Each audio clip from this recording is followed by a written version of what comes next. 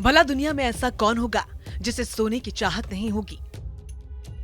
महिलाओं की शोभा है, श्रृंगार है, निवेशकों के लिए मुनाफे का सौदा है, बैंकों के लिए गारंटी है, भंडार है, बुरे वक्त का सहारा है। लेकिन अब वही सोना महंगाई के उच्चतम शिखर पर है। सोने के भाव ने एक नया रिकॉर्ड कायम कर दिया है। सोने की चमक लोगों को लुभाती है, सोने की खनक खरीदारों को पास बुलाती है।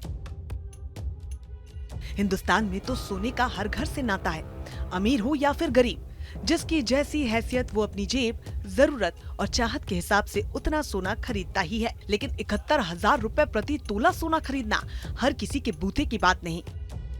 सोना सुंदरता में 4 चांद लगाता है, मान और शान को बढ़ाता है। दुल्हन का श्रृंगार सोने के बिना पूरा नहीं होता। लेकिन अब सोने की कीमतें 7वें आसमान पर पहुंच चुकी हैं। सोने की डिमांड ही इतनी है कि पीली धातु ने नया ऑल टाइम हाई रिकॉर्ड बनाया। भारतीय बाजार में 10 ग्राम सोने की कीमत 71,000 के पार चली गई। सोना पहली बार इस बुलंदी पर पहुंचा है। सोने के भाव इतने बढ़ गए हैं कि आम लोगों के लिए इसे खरीदना मुश्किल होता जा रहा है। विदेशी बाजार में भी सोने का कारोबार रिकॉर्ड स्तर पर पहुंच गया है। लेकिन सवाल यह है कि आखिर सोने की कीमत में इतनी तेजी की वजह क्या है?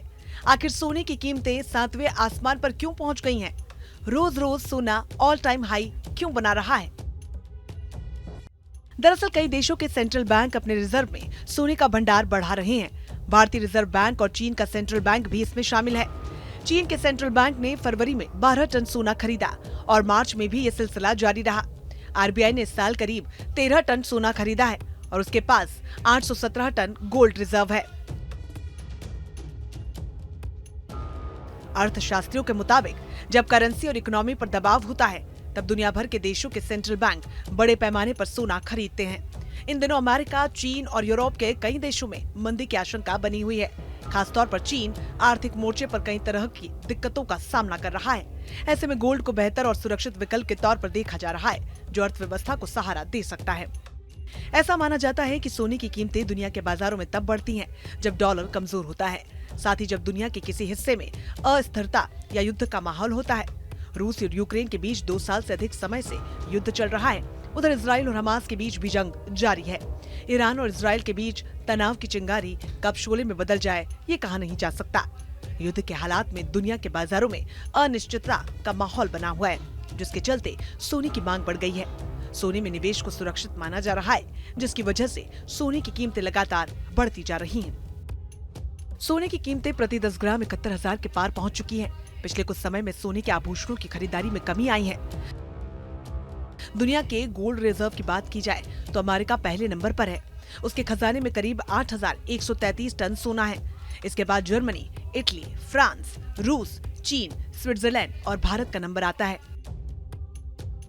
करीब 10 सालों में भारत में सोने की कीमतें 10 गुना तक बढ़ गई हैं। साल 2005 में सोना 7,000 रुपए प्रति 10 ग्राम था।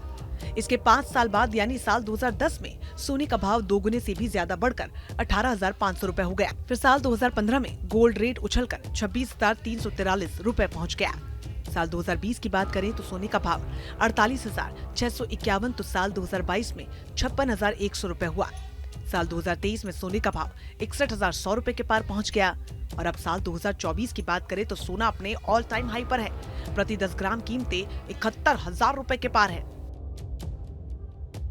सोने की कीमतें लगातार बढ़ रही हैं और जिस तरीके से इसके भाव चढ़ते जा रहे हैं, उसे देखते हुए अनुमान तो ये है कि 75,000 रुपए का आंकड़ा भी पार कर सकता है सोना।